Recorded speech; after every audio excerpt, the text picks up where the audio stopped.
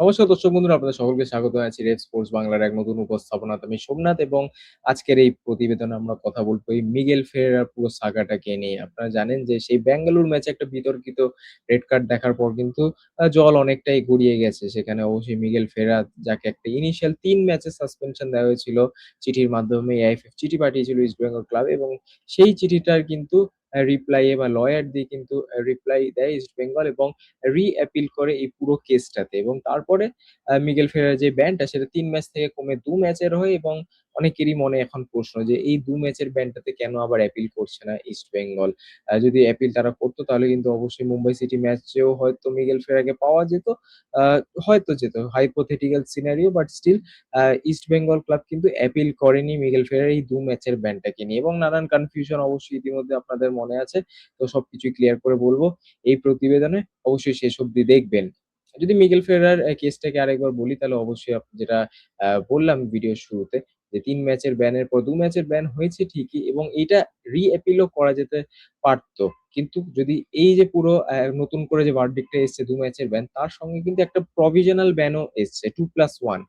এটার মানে ২ ম্যাচ তো এমনিই খেলতে পারছে না মিগেল ফেরার, ওড়িশা ম্যাচ এবং মুম্বাই সিটি এফসি ম্যাচ এবং প্রভিশনাল ব্যানটার মানে হচ্ছে যে পরের যে ম্যাচগুলোতে পাঞ্জাব ম্যাচ, মোহনবাগান ম্যাচ, তারপরে ইস্ট বেঙ্গলের ইন্টার-কাশি ম্যাচ আছে। এই ৩ টে ম্যাচে যদি ইস্ট বেঙ্গলের এই মিগেল ফেরেরা কোনো বিহেভিয়ারাল ইস্যু হয় বা এরকম গত বেঙ্গালুরু ম্যাচের মতো আবারও যদি এরকম কোনো একটা ইস্যু হয় তাহলে কিন্তু নেক্সট ম্যাচই সরাসরি ব্যান হয়ে যাবেন মিগেল ফেরেরা। এক ম্যাচে কিন্তু ব্যান লেগে যাবে, তার উপরে সাসপেনশন তার উপরে লেগে যাবে এবং সেটাইকেই বলা হচ্ছে প্রভিশনাল ব্যান। অবশ্যই ব্যান না, যাতে প্লেয়ার খেলতে না পারে সেই ব্যান না, বাট একটা ওয়ার্নিং বলতে পারেন আপনারা।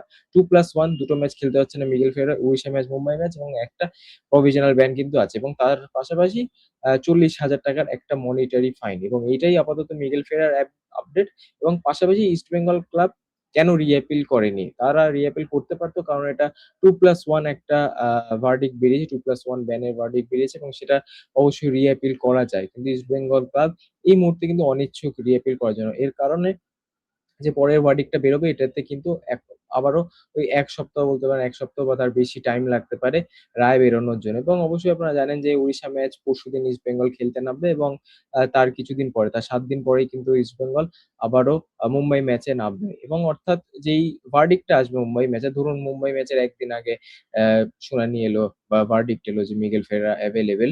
কিন্তু টিম কি সেভাবে প্রিপেয়ার্ড হবে? একদমই না। ওড়িশা ম্যাচের পরে যখন east Bengal match situation practice করবে তখন কি মিগেল ফেরেরাকে রেখে দল সাজাবে?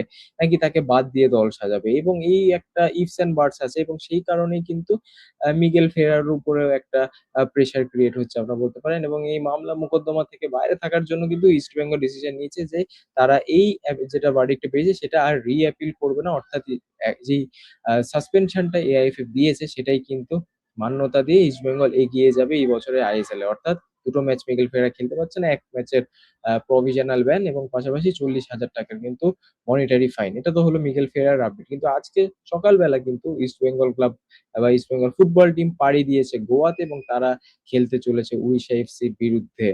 পরশুদিনের এই ম্যাচ অত্যন্ত গুরুত্বপূর্ণ ম্যাচ লালহুদ ব্রিগেডের জন্য। কারণ আপনারা যদি লিগ টেবিলটা দেখেন তাহলে সেখানে মোহনবাগান তাদের চিরপ্রতিদ্বন্দ্বী, তারা লিগ টেবিলের টপে আছে ৯ ম্যাচে ২০ পয়েন্ট এবং বাকি যদি যারা টাইটেল কনটেন্ডেন্টস আছে তারা কিন্তু ১০ টা ম্যাচ খেলে ফেলেছে এবং ইস্ট বেঙ্গল ৮ টা ম্যাচ খেলেছে, পাঞ্জাবও ৮ টা ম্যাচ খেলেছে। পাঞ্জাবে ৮ ম্যাচে ১৪ পয়েন্ট, ইস্ট বেঙ্গল ৮ ম্যাচে ১৫ পয়েন্ট এবং এই দুটো টিম যেহেতু ম্যাচ কম খেলেছে একটা কিন্তু অ্যাডভান্টেজ আছে বাকি টিমদের থেকে।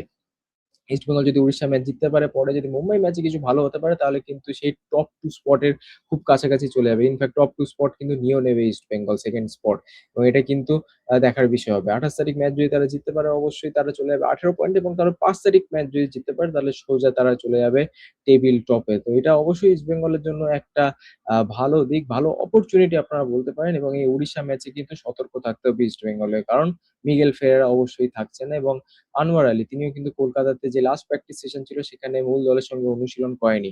বেশ কিছু চেঞ্জেস থাকতে পারে। অবশ্যই আমরা ম্যাচ ডে -1 এ সেই প্রতিবেদন আনবো। ইস্ট বেঙ্গলের কিরকম আ প্লেইং 11 হতে পারে। বাট যেমনটা বুঝতেই পারছেন ইস্ট বেঙ্গলে কিন্তু বেশ কিছু চেঞ্জেস হতে পারে। মিডফিল্ডের একটা নতুন কম্বিনেশন ট্রাই করা হতে পারে।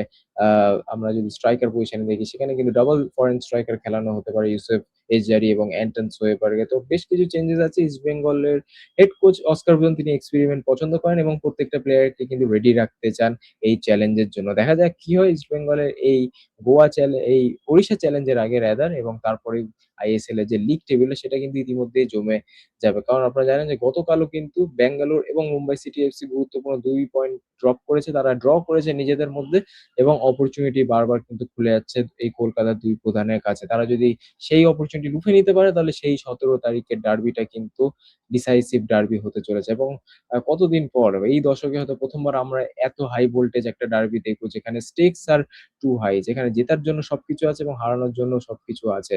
তো দেখা যাক কি হয়। বাট অবশ্যই ইস্ট বেঙ্গল দল তারা পাড়ি দিয়েছে ইতিমধ্যে গোয়াতে। আগামীকাল তারা অনুশীলন করবে। একটা ফাইনাল অনুশীলন গোয়াতেই এবং তারপরে পরশুদিন তারা ম্যাচ খেলতে নামবে গোয়ার এই ফাতেহরদার স্টেডিয়ামে। আমাদের অবশ্যই চোখ থাকবে এবং আপনাদেরও নিশ্চয়ই চোখ থাকা উচিত স্পোর্টস বাংলার পর্দায় এরকম প্রতিবেদনের জন্য এবং ২৭ তারিখ অর্থাৎ আগামীকাল মোহনবাগানও কিন্তু অনুশীলন শুরু করছে। এইসব প্রতিবেদন দেখার জন্য অবশ্যই ফলো করবেন রেড স্পোর্টস বাংলা চ্যানেলটা এবং আজকের প্রতিবেদনটা কেমন লাগলো অবশ্যই আপনারা জানান কমেন্ট সেকশনে। আপনাদের সাথে দেখা হবে পরবর্তী ভিডিওতে। ততদিন ভালো থাকবেন, সুস্থ থাকবেন এবং নমস্কার।